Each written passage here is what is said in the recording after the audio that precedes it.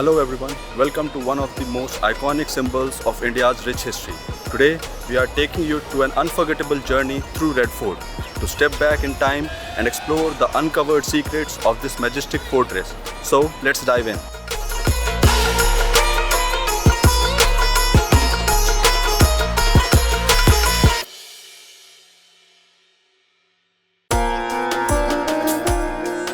Red Fort, which is located in Old Delhi, was founded more than 300 years ago by the Mughal Emperor Shah Jahan when he decided to shift his capital from Agra to Delhi. Back then, the city was called Shahjahanabad. It was the capital of the Mughal Empire after being built in the year 1648. The Mughals ruled over the country for more than 200 years from this majestic red sandstone citadel. In 1739, Persian ruler Nadir Shah attacked Delhi and looted the fort. During the Indian Revolt of 1857, the British East India Company exiled the last Mughal emperor Bahadur Shah Zafar and took control of the fort. Under British rule, the Red Fort was primarily used as a military camp. During the struggle for independence, Indian freedom fighters were imprisoned here. After independence, the Red Fort was under the control of Indian Army. In 2003, the Indian Army vacated it and now the fort is under the control of Archaeological Survey of India. In 2007, this complex was declared as a World Heritage Site by UNESCO. You can buy tickets from the counter where in weekends you might get a huge crowd, or you can buy it online as well. It is pretty easy to buy tickets online, so that's what I did. Red Fort has two gates, the Delhi Gate and the Lahore Gate. Delhi Gate is on the parking side of the Red Fort and used for VIP movements. And the Lahore Gate behind me is the official entrance from where you can get in. So let's go inside and explore this wonderful piece of art.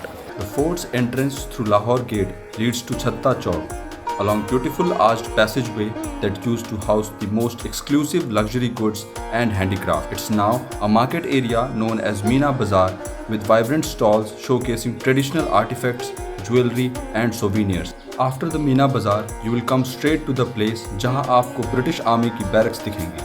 इस design को Victoria architecture कहा जाता है.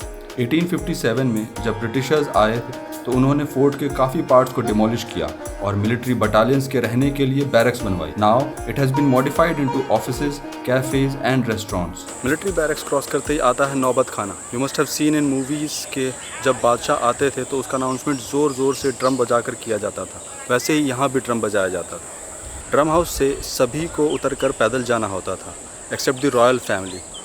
Royal family यहाँ के आगे भी हाथी घोड़े पर जाती थी. इसकी दीवारों पर जो पेंटिंग्स बनी है उसके लिए नेचुरल कलर्स जैसे कि फ्लावर्स और लीव्स का इस्तेमाल किया गया था और उसकी आउटलाइनिंग गोल्ड से की जाती थी. फिर इन्वेडर्स ने अटैक किया और सारा गोल्ड निकाल कर ले गए. And if you look straight from the Naubat Khana you will see Diwan-e-Aam और hall of public audience where the Mughal emperor held court to address the general public. It served as a venue for official gatherings and ceremonies.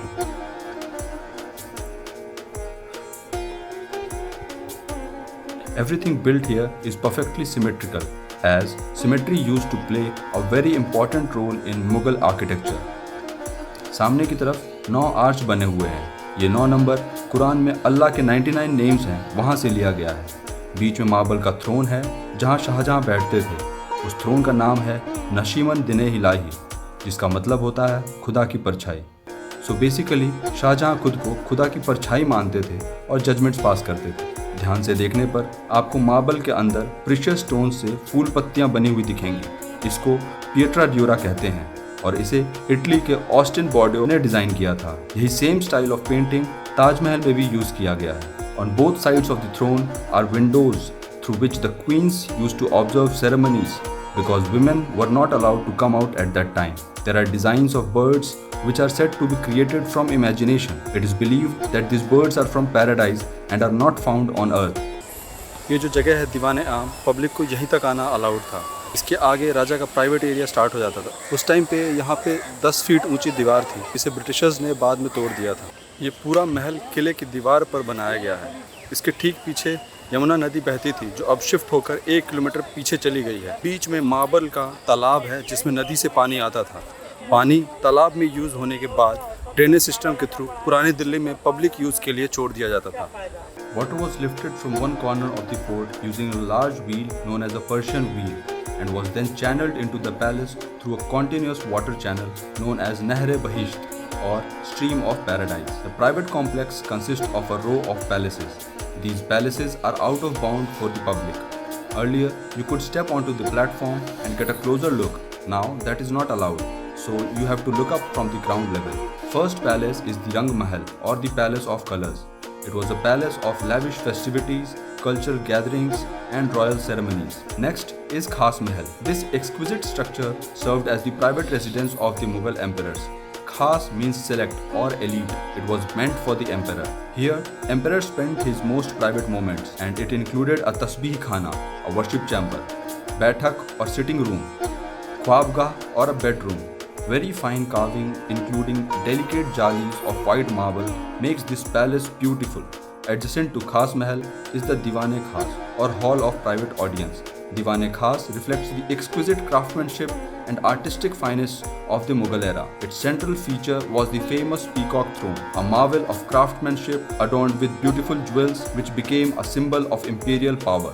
Adjacent to Diwan-e Khas is the Hammam, which provided bathing facilities. And next is Moti Masjid, which was built by Aurangzeb. Shahjahan नमाज के लिए जामा मस्जिद जाया करता था, लेकिन जब शाहजहां को arrest करके औरंगजेब खुद राजा बना तो he was more into Sufi and Quran. उसे ये नाच गाना इतना पसंद नहीं था, तो उसने नमाज के लिए नज़दीक में ही फोर्ट के अंदर एक मस्जिद बनवा ली, जिसका नाम मोती मस्जिद रखा।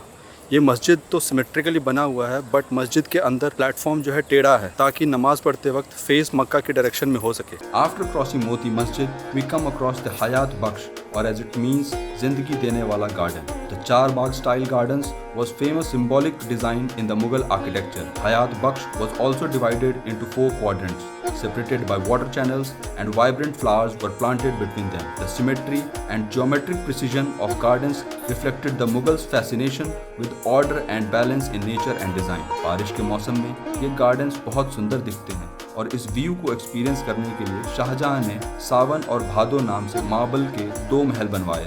1857 में बहुत बड़ा रिवोल्ट हुआ था, जिसे फर्स्ट वॉर ऑफ इंडिपेंडेंस भी कहा जाता है, जिसमें बहादुर शाह जफर को लीडर डिक्लेयर किया गया था। लेकिन ब्रिटिशर्स ने उस रिवोल्ट को दबा दिया और बहादुर शाह जफर को अरेस्ट कर लिया गया था। उनके बच्चों को पहले गोली मारी, फिर फांसी पर लटकाया, और कहते हैं कि उनका गला काट कर यहाँ दीवाने खास में लाया गया, बहादुर शाह जफर को ये दिखाने के लिए कि हमने तुम्हारे बच्चों को मार दिया। फिर बहादुर शाह जफर को यहाँ से रंगून भेज दिया गया, जहाँ उनकी मौत हो गई थी। उसके बाद ब्रिटिश आर्मी यहाँ 90 सालों तक रही और यहीं से पूरे कंट्री पर रूल किया। जब आज़ादी मिली तो पहली बार हमने यहीं से झंडा फहराया। As the golden sun begins to set behind the majestic walls of the Red Fort, we conclude our journey. The Red Fort is more than a monument from the past, but as a beacon reminding us of the rich stories that form our heritage.